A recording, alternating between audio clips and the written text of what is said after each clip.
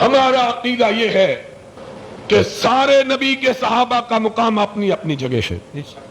کسی کی شان میں تنقیص کی بات کہنا اپنے ایمان کو خراب کرنا ہے. لیکن سب اپنے اپنے مقام پر اپنی اپنی منزلت، اپنی اپنی شان. جو مقام عرش والے نے صدیق کو دیا وہ کسی دوسرے کو نہیں. اور اگر کسی اور کا وہ مقام ہوتا تو آخری زندگی کے لمحات میں نبی یہ نہ کہتے انا من الناس علی ابو بکر. لوگوں، ساری دنیا کے احسانوں کا میں نے بدلہ چکا دیا ہے. اگر محمد بھی کسی کے احسانوں کا بدلہ نہیں چکا سکتا تو وہ صدیق اکبر ہے. اس کے احسانوں کا میں بدلہ چکا سکتا؟ میرا رب ہی اس کے احسانوں کا بدلہ دے. اور کسی کا تذکرہ کیوں نہیں کیا؟ جب بھی کڑا وقت آیا نبی نے ابو بکر ہی کا نام لیا، کسی دوسرے کا نام. ہجرت کی رات میں کس کو بلایا؟ اور امامت کی رات میں کس کو بلایا؟ انتن صواحبات یوسف. جب نبی کی بیویوں نے کہا آقا کسی اور کو بلا لیجیے، فرمایا جاؤ تم یوسف صدیق کی عورتوں کی طرح بات کرتی ہو. یاد رکھو میری زندگی میں میرے مسلح پہ ابو بکر کے علاوہ کوئی نہیں کھڑا ہو سکتا. اگر کوئی اور ہوتا تو اس کا نام کیوں نہ لیتے؟ ابو بکر. اور پھر اپنے بھی جانتے ہیں بیگانے بھی. سقیفہ بنو ساعدہ میں جب صحابہ کا اختلاف ہوا امیر کون ہو، اور فیصلہ ہوا کہ مہاجر، ابو بکر کے مقابلے میں کوئی دوسرا نام پیش کرنے کی کسی کو جرأت پتا تھا. اپنوں کی حالت یہ ہے، بیگانوں کی حالت یہ ہے. تاریخ میں، سیرت میں مورخین نے لکھا کہ غزوہ احد کے موقع پر جب کفر لشکر جرار لے کر مدینے پہ چڑھائی کے لیے آیا، سرور کائنات اپنے رفقا کو لے کر ساتھ نکلے. صف بندی ہوئی، تلواریں چمکی، نیزے لپکے، تیر برچے، خون کی ندیاں بہ گئی.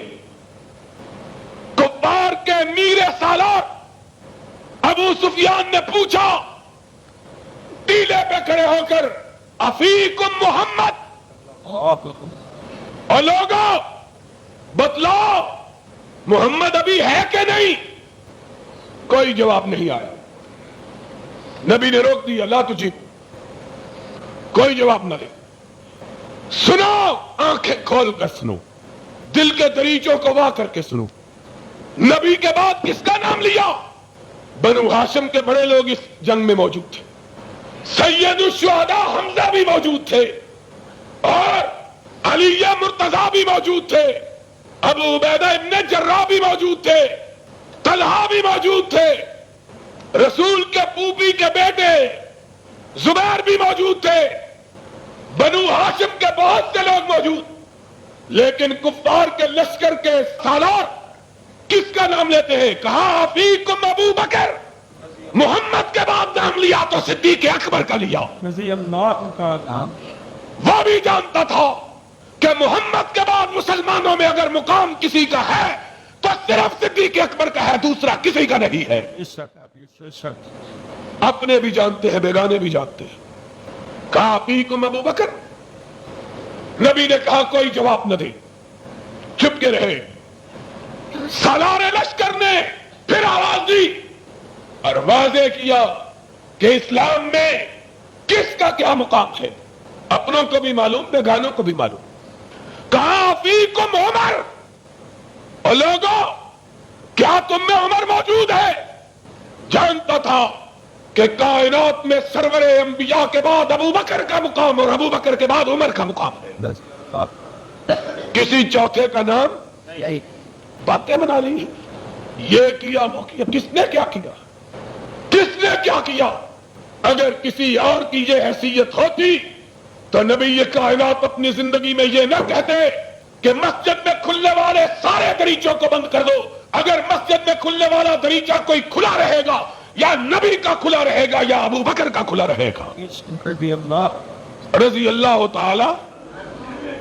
اگر کسی اور کی حیثیت ہوتی تو نبی سے جس عورت نے سوال کیا تھا اللہ کے رسول مجھ کو رب کے واسطے کچھ دیجئے میں غریب ہوں, تو نبی نے کہا بی بی اماں تو ایسے وقت میں نبی کے پاس آئی ہے جب نبی کے پاس کچھ بھی نہیں ہے, اگلے سال آنا میں تیری مدد کروں گا. کہا اللہ کے حبیب اگر آپ فوت ہو گئے تو پھر کیا کروں گے؟ سنو, نبی نے فیصلہ فرما دیا, فرمایا فاتی ابا بکر, اے بی بی اگر محمد نہیں ہوگا تو محمد کا خلیفہ ابو بکر ہوگا.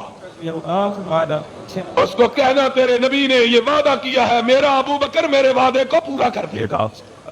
اپنے بھی بیگانے بھی سب جانتے ہیں کہ محمد الرسول اللہ صلی اللہ علیہ وسلم کے بعد اگر کسی کا مقام ہے تو کس کا؟ ابو بکر. اپنے اور بیگانوں کی بات. نبی کائنات نے اپنی وفات سے 2 دن پہلے فیصلہ کر دیا, کہا یا اللہ والمؤمنون الا ابا بکر, اور زمین والے ہی نہیں جانتے آسمان والے نے بھی فیصلہ کر دیا ہے کہ ابو بکر نبی کے بعد اس کے سوا کوئی دوسرا ہو سکتا. آسمان والے کا بھی فیصلہ ہے.